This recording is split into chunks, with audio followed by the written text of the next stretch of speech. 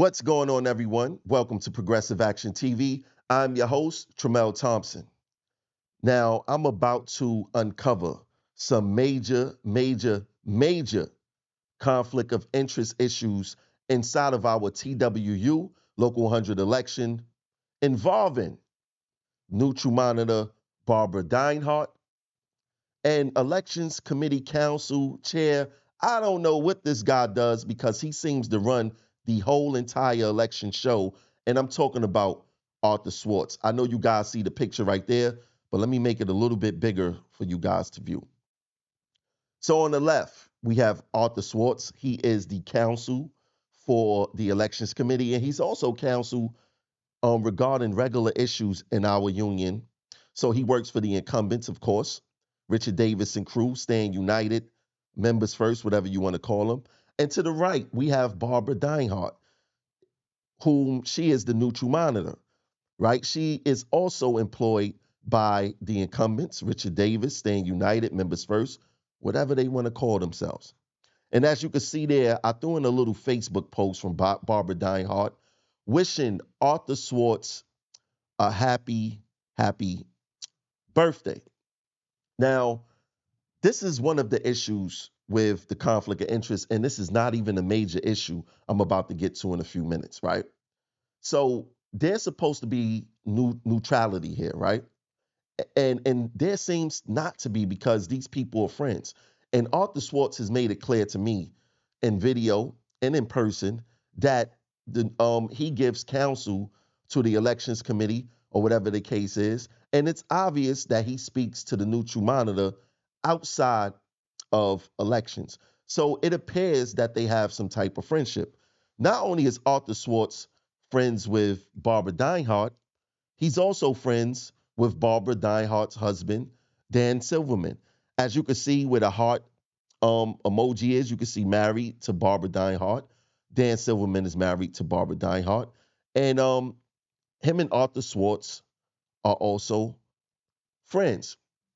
Once again, according to the LMRDA, there's not supposed to be these type of conflict of interest, and there's supposed to be neutrality. Now, it's hard to be neutral when you're friends with the person who's supposed to be making these neutral decisions.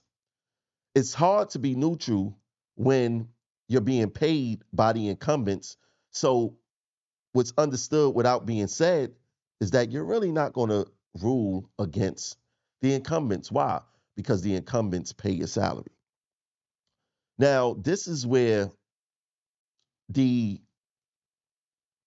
situation of being neutral comes into conflict. I want to bring to your attention what happened back in 2015 when Donald Yates was caught forging signatures. He was hit for petition forgery. Now, in that case, Barbara Deinhardt did not eliminate Donald Yates, in which she should have. What she did was she said that basically the amount of signatures he forged would not have affected the election. The issue with that is that she's showing that you could commit forgery, one of the most egregious acts of gerrymandering, um, going against democracy, unfair elections, forgeries. They mentioned it, forgery. Donald Yates should have been eliminated because of the act alone, and he was not eliminated because of that act, right? Now, this is where things get a little tricky. I want to share with you guys something. Did you guys know that Barbara Deinhardt, and like I said, she's the neutral monitor for our local 100 elections, and Arthur Schwartz is not only a lawyer to the general business of the union, but he's also the lawyer for the elections committee, right? And that alone would create a conflict of interest. But this is the big news right here.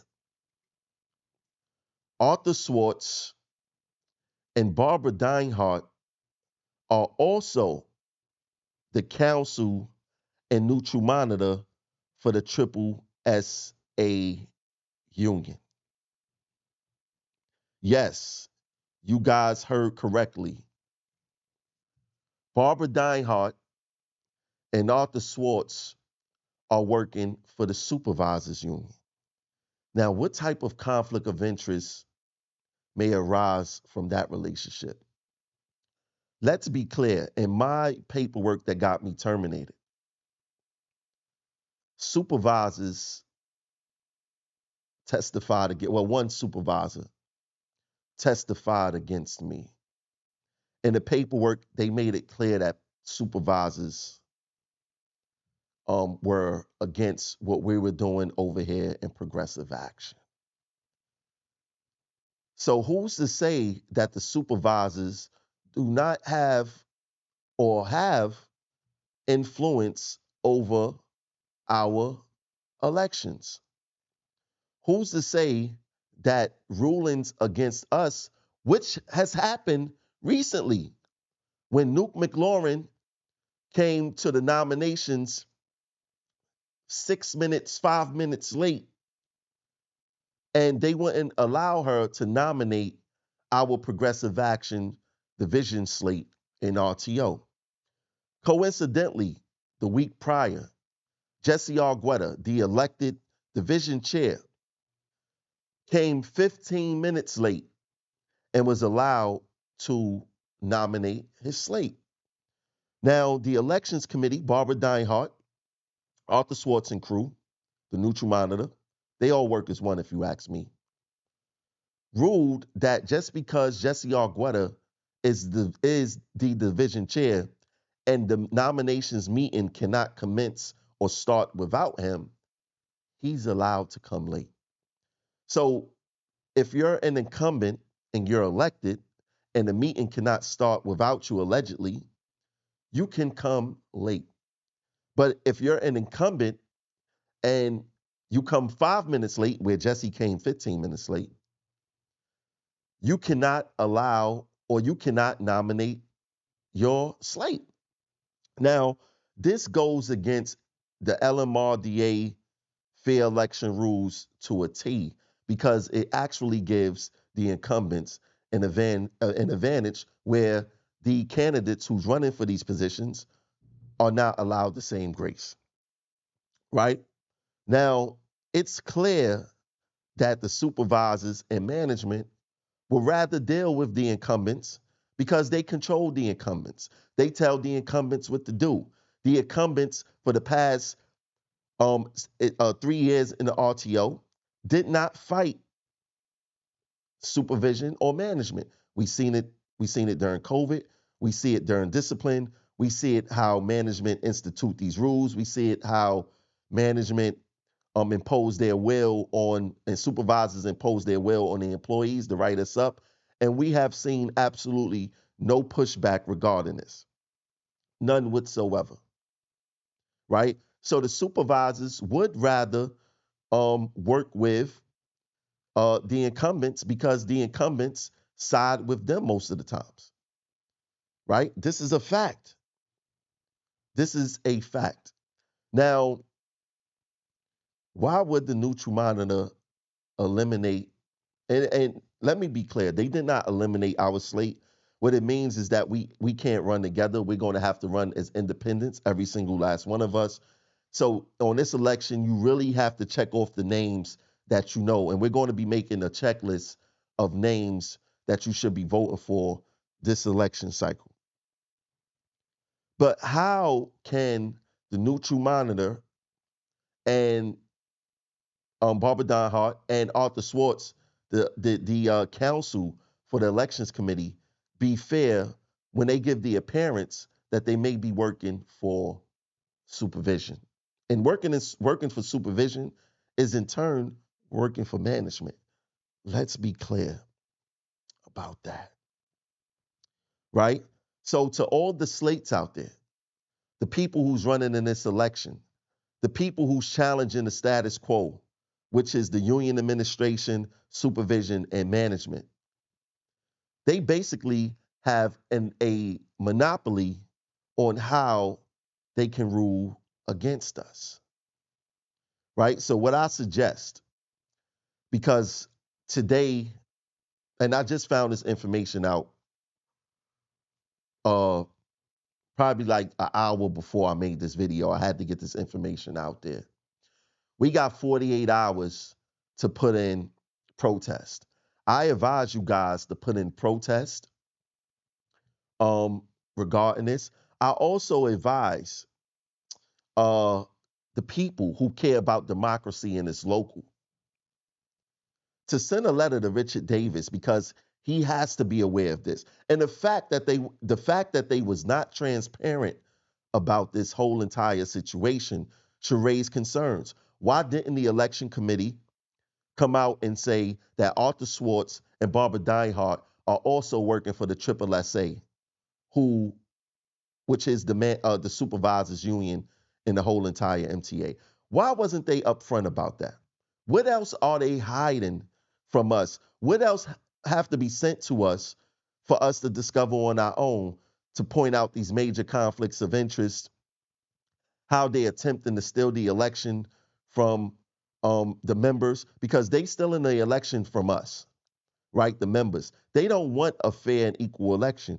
If they would have just let Nuke McLaurin uh, nominate the slate, because there was nothing to lose. There was nothing to lose. It takes 30 seconds to make nominations, but they wanted us out of there so bad. And I would not be surprised if it was at behest of the SSSA in collaboration with the incumbent Stand United, aka Members First, um, during this election cycle. But I want you members to see the tricks and games that they pull in our elections, right? I want you guys to see the tricks and games that they pull. And I want to show you guys the Arthur Schwartz part. This is the election. This is the local 100 part. Let me show the logo just to show you guys exactly what I'm talking about. You see Arthur Schwartz's name there. If you go onto the website and go into the 2024 Neutral Monitor Decisions and Supplemental Rules, you will see that you will see her name blazing all over the place.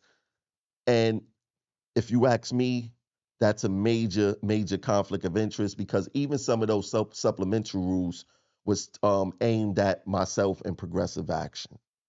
But like I said, this is the games that they play.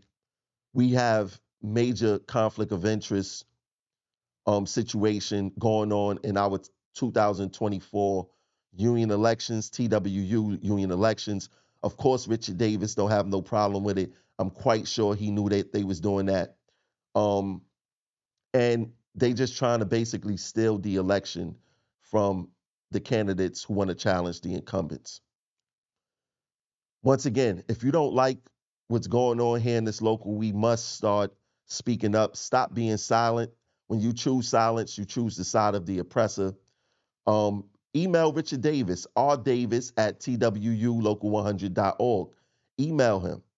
Email the elections committee. Email Arthur Schwartz. Let me put that on the screen so you guys can see who to email exactly. If you guys really care about your future in Local 100 and want to stop being sold out, make your voice heard. Make your voice heard. Hold on, make this.